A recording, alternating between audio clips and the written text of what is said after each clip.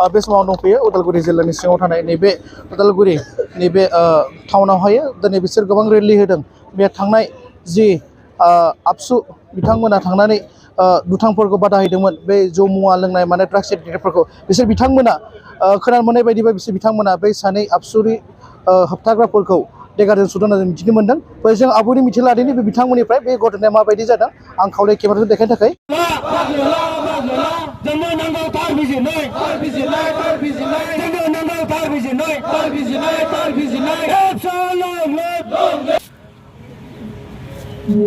जौजुवानिफ्राय गोजानाव था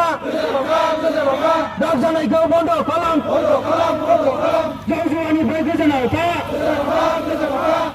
9 फेब्रुवारि 2023 मोनाबिलि 6:30 रिंगायाव सनाइगाव नवोदया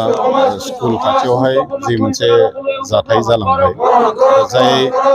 माने मुगैथाव मोनसे जाथायनि गेजेरजों सनाइगाव दख'रा दुलाराय बर' फरायसा आफादनि सानै जोंनि गोख्रों मावथिफ्रा माने देगारजों सेखाजों सुजानानै आघात जानो गोनां जाबाय बे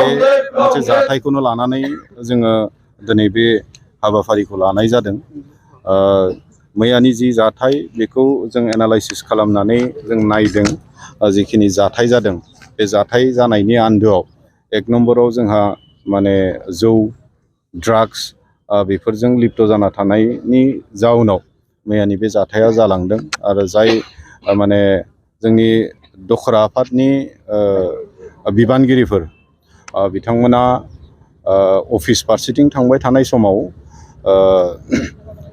बे गरायमारि आरो बे नैबे सनाइगाव बिनि गेजेरावहाय जायफोर ड्राग्सजों माने लटपट जाना थानाय लिप्त जाना थानाय फेग्लुंना थानाय खैजोनमान माने सेंग्राफ्रा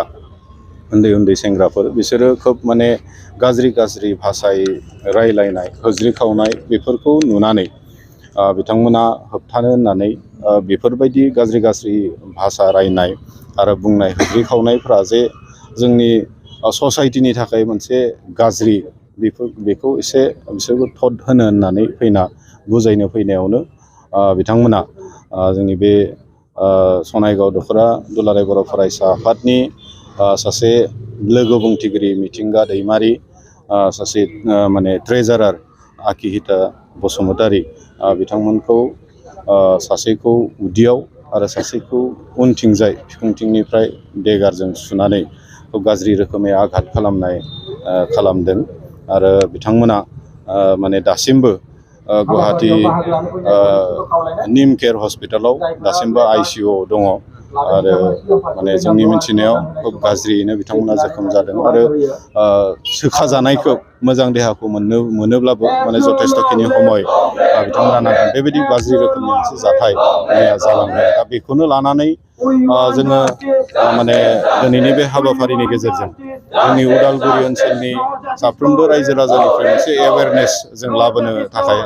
जों बे हाबाफारिखौ लादों जे ड्राग्स जौ जुवाया मानसिखौ मा लेभेलसिमहालागै लांनो हायो जोङो जाय माने कालप्रिट बिथांमोनखौ उदालगुरि पुलिस स्टेशनावहाय सानैखौ हमनानै लाना फैनाय जादों मैया हरावनो आरो बिथांमोनखौ सावरायनायाव इन्टारगेट खालामनायाव माने पुलिस थाना बा पुलिसफ्रा बुंदों जे बिसोरो जेबो खदानो गैया आरो दहाय फुङाव बिसोरखौ जोंनिफ्राय थांनानै खबर लाहैनाय जादोंमोन सोंहैनाय जादों माबायदि जाया बे घटनाया अब्ला सासेया बुंदों जे मैया हराव मा जादोंमोन बेखौ आं जेबो खदानो गैया होननानै बुंदों दा अब्ला जोंखौ ड्राग्स जौआ मा लेभेलसिमहालागै लांनो हायो सासे मानसिखौ मार्डार खालामनाय बे लेभेलसिमहालागै माने प्रस्तुत खालामना दोनहैनो हायो दा बेखाय जों जि समायावनोखि मोनसे गोग्गो समाज दानायनि मोनसे एजेन्डा लानानै दुलाराय बर' फरायसा आफादा खामानि मावगासिनो मोनफ्रोमबो हाबाफारियाव जोङो बुंबोबाय थादों जौ जुवा ड्राग्सनिफ्राय गोजानाव थानांगौ होननानै थिग बेबायदि समाव आरो बे मोनसे जाथाय बेराफारसेथिं आसाम गभर्नमेन्टआबो अनारेबल चिफ मिनिस्टार हिमन्त बिश्व शर्मानि दैदेननायाव अসমखौनो मोनसे ड्राग्स मुक्त मोनसे स्टेट बानायनो थाखाय बिथांमोना अभियान मोनसे सालायबाय थादों मोनफ्रोमबो जिल्लायाव ड्राग्स माने जाग्रा ड्राग्स फानग्रा जौ जुवाखौ माने बन्द' खालामनो थाखाय बिथांमोना खामानि मावबाय थादों थिग बे समाव जोंनि उदालगुरियाव बे सनायावहाय मैया मोनाबिलिनि 30 रिंगायाव जि घटना जाबाय बेयो खोब माने मुगैथाव मोनसे जाथाय आरो बेफोरबायदि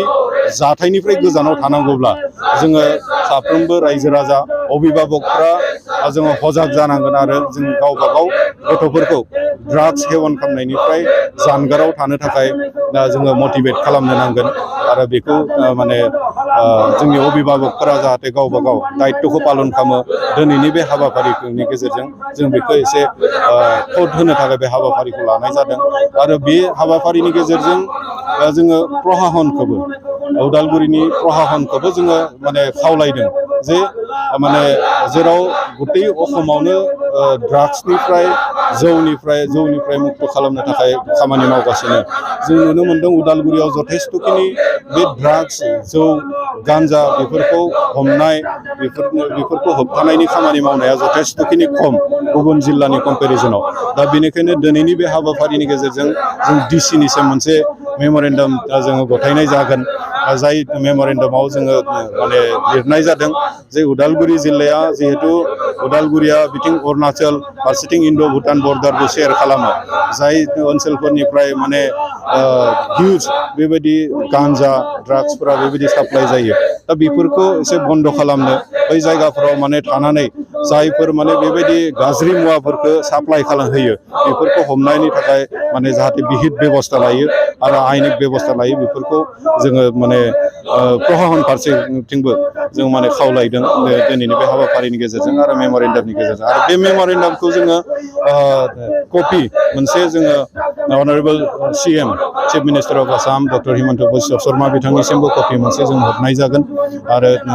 अनारेबल CEM BTR बिथांनिसिमबो जोङो कपि मोनसे हरनाय जागोन दायनिगिरि हिसाबै जोंनि मिथिनायाव बिथांमोना माने दासिम मुं हिसाबै जों मोनदों साब्रैनि गेजेराव सानैखौ हमना मोनबाय आरो सानैया दासिमबो खारनानै दङ खिन्थु उनावहाय जों मोनथिनो मोनदों जे बै जायगायाव बे सनाय जिथु गामि जोबथारनानै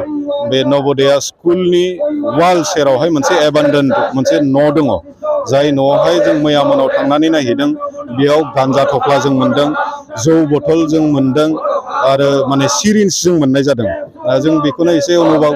माने मोनदां हादों जे सिरिन्जबो जिहेतु नुदों बेयाव माने ड्राग्सखौ सिरिन्जजोंबो लानाय जायो बे जायगायाव दा अब्ला बेयावहाय खोब बे साब्रैल' नङा जों मिथिनो मोनदों जे गोबां मानसिफ्रा बेयाव थांनानै बे खाथि खाला थानाय ओनसोलनि इयुथ्सफोरा बेयावनो थांनानै बेबायदि ड्राग्स जौ जुवा बेबायदि बे न'आवहाय सोलियो दा बेखायनो माने आं खावलायनोसो नंगोन जे बे सनायगाव ओनसोलनि आरो पार्टिकुलार जाय गामिनि जुरिसडिक्सनाव बे न'आ गोग्लैयो बिथांमोना जाहाथे समाज हिसाबैनो मोनसे बेबस्था लायो आरो बे न'आवहाय आड्डा खालामनाय बेफोरखौ जाहाथे कमप्लिटलि बन्द' खालामो बेखौ मैया सिनाय मोनै सेंग्रा ड्राग्स जाग्रा सेंग्रा बिथांमोनाहाय मैया लेगारजों सुनानै माने आघात खालामनानै हरबाय दा बेनि सायाव नोंथाङा मा फोरमायगोन? आंथ' माने जायफोरा आंनि फिसाखौ माने बिदि माने माबा खालामदों खहा खालामदों बेखौ आङो माने गोख्रैनो माने बिसोरखौ सास्ति होनांगौ आरो बेबायदि फेग्रा मुवा जाग्रा मानोना गासै जायगायावबो बिदिनो जागोन बेफोरखौ बादा होआबा जोंनि समाजनि बेरेखा खामानि मावनाय जादों आरो बेफोरबायदिनि थाखायनो जोंनि गथ' गथायफोरा फरायनायाव गियानाव गासै बिथिङावनो माने जौगानो हायाखै जोंनि बर' हारिया माने गोख्रोङै जोंनि बर' हारिया माने बेखौ खामानिखौ लोंनाय जानाय सोबनाय जखाय गासैखौबो माने बन्द' खालामनांगौ। पुलिस प्रशासनखौ सरकारनि फारसे मा खावलायनो सानदों? माने जायफ्रा माने आंनि गथ'खौ बेबायदि माने सास्ति खालामदों आरो बेबायदि माने सरकारनिफ्राय माने न्यायखौ माने आङो लुबैदों मोननो। आंथ' बे माने खाथि खालानि ओनसोलनि गथ'फोरनि मुंखौ आङो मिथिया दा माने बर्थमान माने गथ'फोरखौ जि माबायाव थानाय बेखौ माने मोननाय जायाखै दायो माने बर्तमान लाइनाव फैगासिनो दोङो सासे बिमा जानानै दायो गावनि फिसाया जिखिनि दा बेबायदि गुबुनजों माने शास्ति होजाबाय बेनि बेलायाव ट्रिटमेन्टनि बेलायाव सासे बिमा जानानै नों माबायदि सानो आंथ' माने दायो सानदों जि जोङो जेसां हायो माने जों खालामगासिनो दोङो जों ट्रिटमेन्ट लागासिनो दोङो नोंथांनि गथ'नि मुङा आंनि गथ'नि मुङा जादों 39 बोसोरनिफ्रायनो देहायारि जोथोननि बिथिङाव बुहुमनि बयजोंबो फोथायजानाय लोगोसे साबसिन आरो रावजोंबो रुजुजायै गोरोन्थि गैयै फिथाइनि रादाय होग्रा एप'ल' डायग्नोस्टिक्सआ नोंथांमोननि साखाथियाव सौफैबाय बे एप'ल' डायग्नोस्टिक सेन्टाराव थैजों सोमोन्दो थानाय गासिबो बेराम कभिड-19 बेराम खि हासुदै आरो गुबुन गुबुन बेरामनि आनजाद खालामनाय जायो नोंथांमोनहाबो आनजाद खालामजाफैनो हागोन थङा जाबाय क'क्राझार टाउननि मालदां बाजारनि साखाथियाव थानाय रिलायन्स पेट्रल पाम्पनि उल्थाथिं रोखायै मिथिनो थाखाय नोंथांमोनहा 6001517103 नाम्बाराव सुलु लानो हागोन एप'ल' डायग्नोस्टिक सेन्टार क'क्राझार